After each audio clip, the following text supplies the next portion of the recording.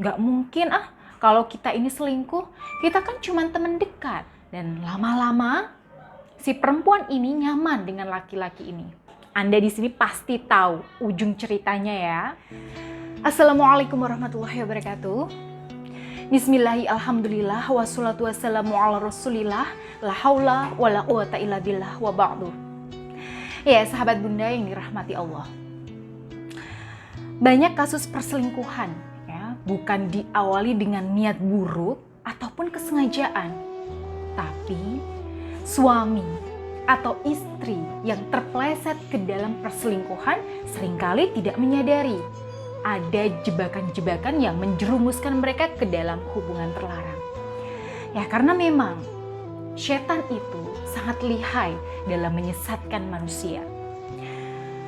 Ketidaktahuan kita terhadap rambu-rambu syariat itu bisa jadi penyebab masuknya orang ketiga dalam rumah tangga. Nah, di sini saya akan membongkar ya 3 hal yang bisa menghindarkan rumah tangga Anda dari orang ketiga yang tentu saja sesuai dengan syariat Islam.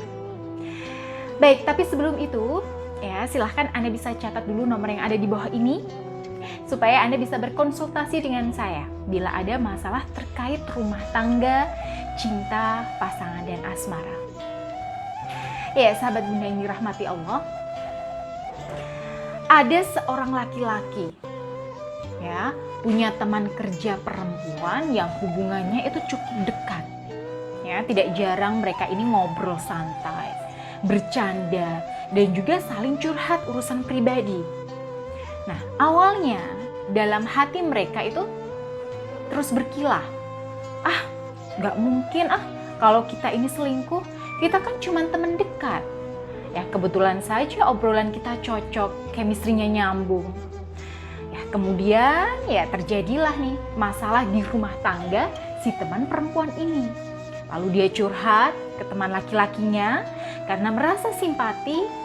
Akhirnya si laki-laki ini berusaha mendengarkan dengan penuh perhatian dan memberikan masukan-masukan yang menenangkan hati.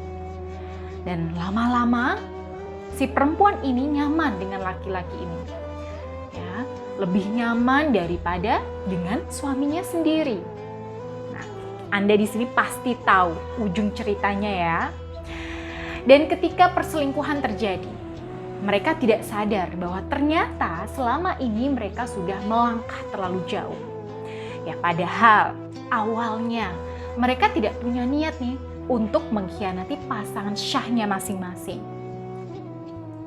Nah, belajar dari kasus seperti ini. Ya, supaya hal semacam ini tidak terjadi di rumah tangga Anda, sebaiknya Anda tepati 3 hal ini. Jadi yang pertama, patuhi batasan-batasan pergaulan sesuai dengan syariat. Ya, sebagai seseorang yang sudah menikah, ya, Anda tidak bisa ya bertingkah atau berperilaku seperti sebelum menikah. Nah, bila dulunya Anda itu dekat dengan lawan jenis, ya sering curhat, sering chat WA, dan lain sebagainya, ya maka setelah menikah tentu Anda tidak bisa lagi seperti itu.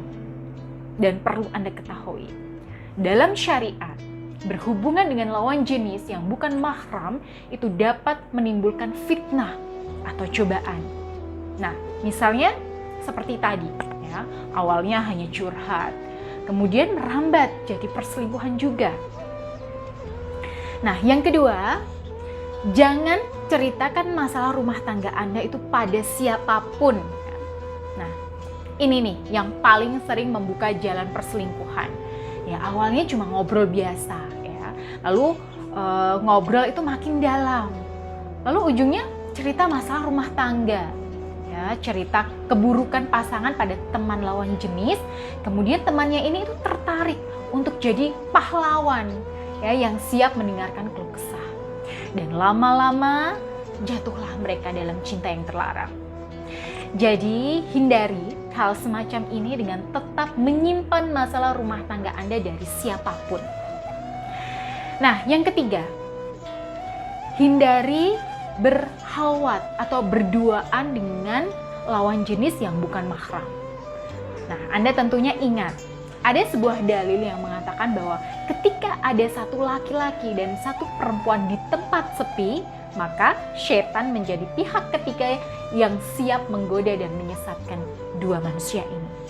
Nah, selain 3 cara tadi ya untuk mencegah hadirnya orang ketiga yang bisa mengakibatkan runtuhnya rumah tangga, Anda juga perlu mengiringinya dengan usaha secara spiritual, yaitu misalnya dengan banyak berzikir, mohon perlindungan kepada Allah dengan menggunakan tasbih Karomah Ar-Rahman sebagai media zikirnya. Ya, agar Allah itu melindungi rumah tangga Anda dari gangguan yang tidak diharapkan. Baik, semoga apa yang saya sampaikan di edisi kali ini memberikan sepercik pencerahan. Dan jangan sungkan-sungkan untuk menghubungi nomor di bawah ini bila Anda punya keluhan ya, atau masalah terkait rumah tangga dan untuk mendapatkan solusi serta sarana spiritual yang sesuai dengan yang Anda alami. Baik, saya Bunda Ayu, pamit undur diri. Akhirul kalam. Wassalamualaikum warahmatullahi wabarakatuh.